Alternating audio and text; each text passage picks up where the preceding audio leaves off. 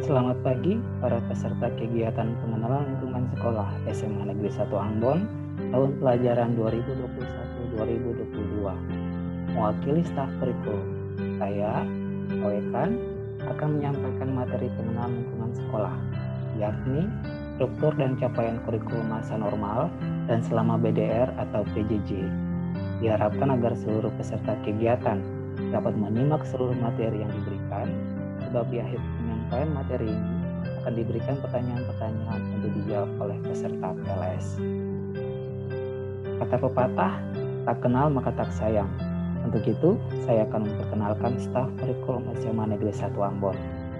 Wakil Kepala Sekolah Bagian Kurikulum SMA Negeri 1 Ambon, Bapak Hendrik Payara, SPD MPD, dibantu oleh 6 orang staf, yaitu Insinyur F.E. Parera MPD, M. Wabula SPD MPD, S. Tomasoa SPD MPD, W. Takaria SE, W. Manuputi SPD, dan R.W. Lekan SPD. Kita masuk pada bagian kurikulum.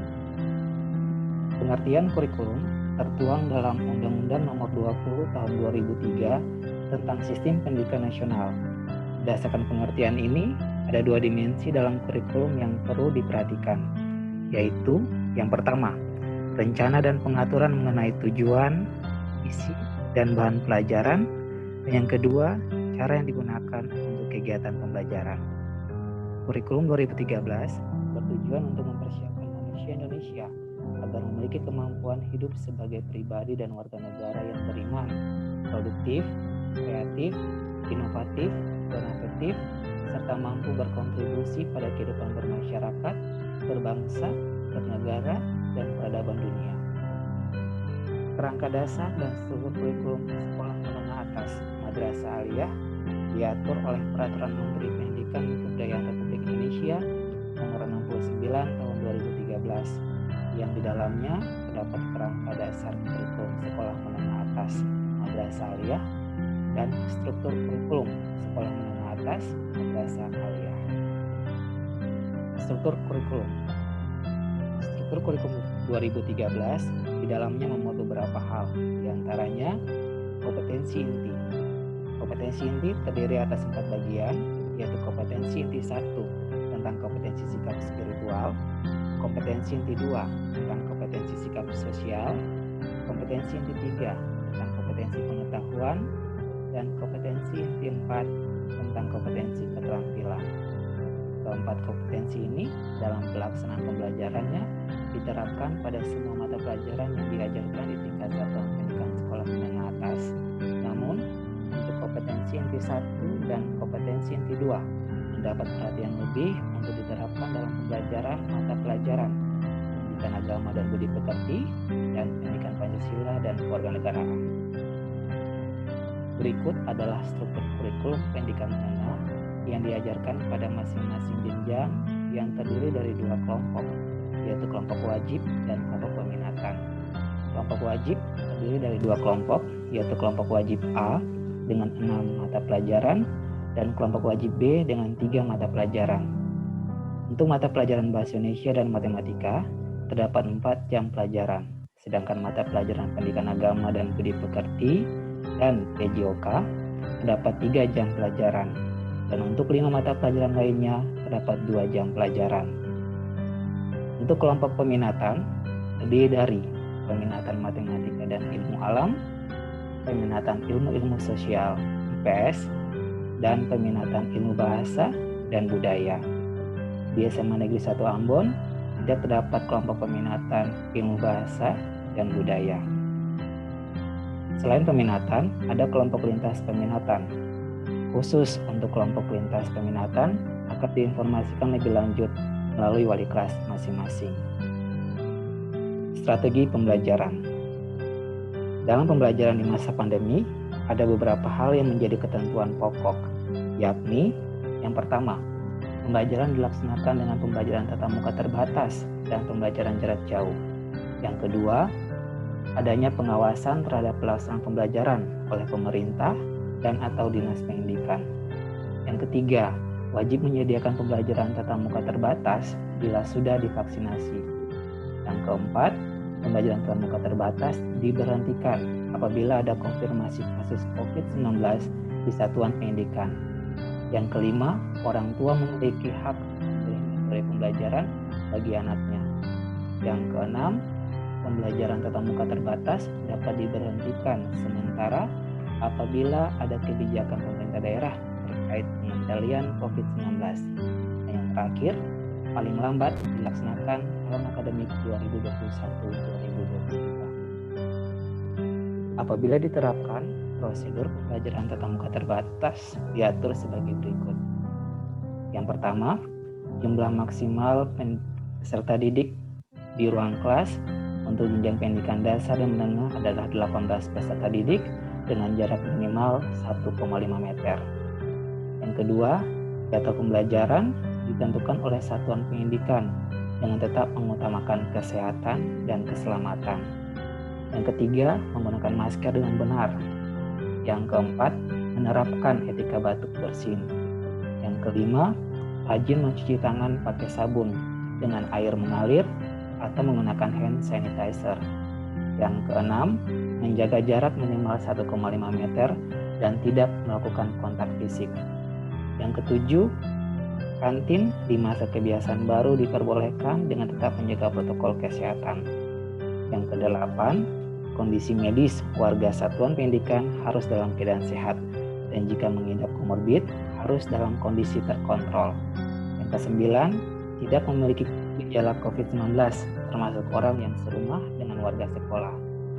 Yang ke-10, kegiatan olahraga dan ekstrakurikuler di masa kebiasaan baru diperbolehkan dengan tetap menjaga protokol kesehatan.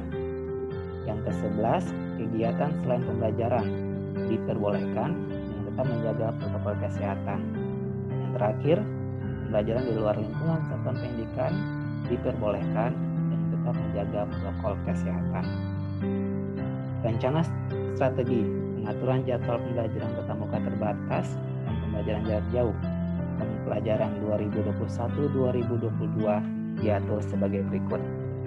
Untuk kelas 10 dilaksanakan PJJ selama 3 minggu dan PTM terbatas selama 1 minggu, yaitu pada minggu pertama. Untuk kelas 11 direncanakan pelaksanaan 3 kali PJJ dan 1 kali PTM terbatas, yakni PTM terbatas di minggu ketiga. Dan untuk kelas 12 direncanakan 2 kali PTM terbatas dan 2 kali pembelajaran jarak jauh, yakni PJJ pada minggu pertama dan minggu ketiga, sementara PTM terbatas pada minggu kedua dan minggu keempat. Untuk pelaksanaannya, pembelajaran tatap muka terbatas diatur dengan ketentuan volume setiap kelas maksimum 50% dengan durasi PBM maksimum 4 jam serta jeda antar mata 15 menit tanpa keluar kelas. Selain itu, peserta didik wajib bawa bekal makanan dan minuman sendiri sebab kantin sekolah dilarang beroperasi. Proses pembelajaran selama masa pandemi. Proses pembelajaran dan penilaian akan dilakukan secara daring. Pendataan kepemilikan perangkat digital akan dilakukan oleh wali kelas dan dilaporkan kepada Wakasek Kesiswaan dan Wakasek Kurikulum untuk diambil kebijakan terhadap proses pembelajaran. Proses pembelajaran sepenuhnya dilaksanakan dengan menggunakan platform Microsoft 365. Penilaian dilakukan dengan pemberian tugas dan evaluasi. Pelaksanaan penilaian harian menjadi tanggung jawab guru mata pelajaran, sedangkan PTS, PAS, atau PAT menjadi tanggung jawab urusan kurikulum. Pengumpulan tugas dilakukan sesuai tagihan guru mata pelajaran. Teknik penilaian. Ada 3 jenis penilaian, yaitu penilaian pengetahuan, penilaian keterampilan, dan penilaian sikap. Penilaian pengetahuan dilakukan dengan tes tertulis dan penugasan. Penilaian keterampilan dilakukan dengan unjuk kerja, kinerja atau praktik, proyek, produk, dan portofolio. Sementara penilaian sikap akan dilakukan sepanjang semester dengan observasi dan jurnal, dan minimal 1 kali selama 1 semester akan dilakukan penilaian diri, penilaian antar teman, dan penilaian orang tua. Kriteria ketuntasan minimal. Setiap mata pelajaran memiliki KKM 78. Bagi peserta didik yang memperoleh nilai di bawah 78, wajib mengikuti remedial dengan menghubungi guru mata pelajaran yang bersangkutan. Sedangkan bagi peserta didik yang memperoleh nilai di atas 78 akan mengikuti pengayaan. Kegiatan remedial dapat berupa pemberian pembelajaran ulang melalui pembelajaran daring dan pemberian tugas-tugas latihan secara khusus juga melalui daring.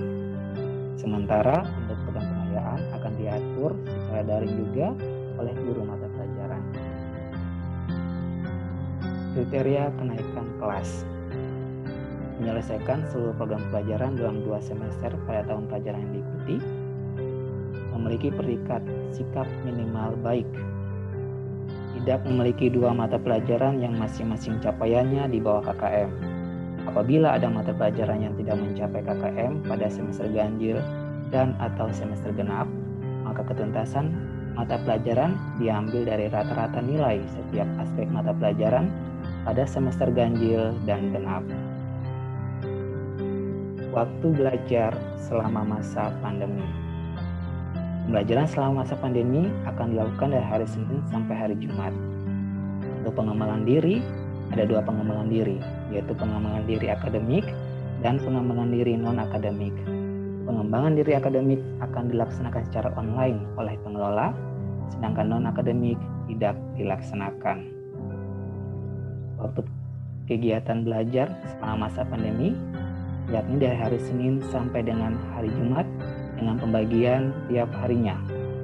Setiap hari Senin sampai hari Kamis akan dilaksanakan pembelajaran dimulai pukul 7.30 berakhir pada pukul 12.30 waktu Indonesia Timur. Dan untuk hari Jumat, jam pelajaran akan dimulai pukul 7.00 sampai dengan pukul 12.00 waktu Indonesia Timur. Cara membaca jadwal pelajaran. Untuk membaca jadwal pelajaran, misalnya untuk pukul 7.30 sampai pukul 08.15, mata pelajarannya adalah A, 3, 6, 7.